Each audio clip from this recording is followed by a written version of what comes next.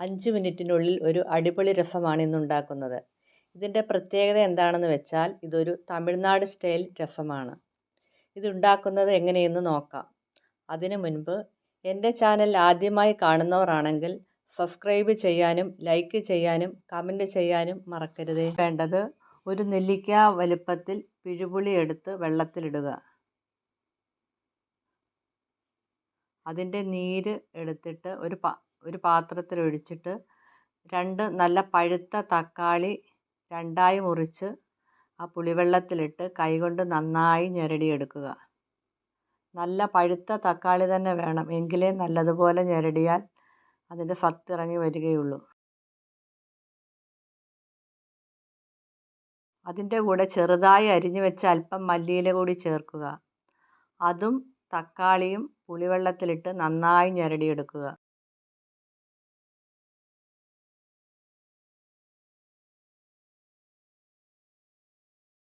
ഇതിൻ്റെ കൂടെ ഒരു നുള്ള് നല്ല ജീരകവും 5 അല്ലി വെളുത്തുള്ളിയും കൂടി ചതച്ചതും ചേർക്കുക.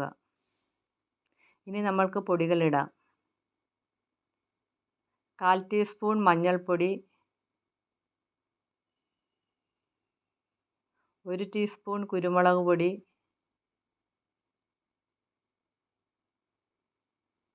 1 ടീസ്പൂൺ കാശ്മീരി മുളക് പൊടി,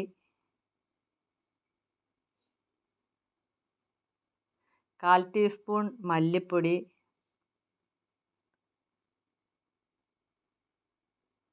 1 ടേബിൾ സ്പൂൺ ഉപ്പ്,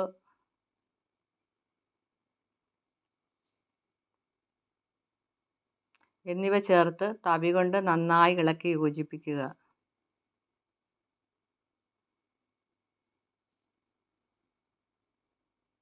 ആവശ്യമനുസരിച്ച് വെള്ളം ഒഴിക്കുക. ഇത് നമുക്ക് സ്റ്റൗവിൽ വെച്ച് തിളപ്പിച്ചെടുക്കാം. തിളച്ച് കഴിയുമ്പോൾ സ്റ്റൗ ഓഫാക്കി വെക്കുക.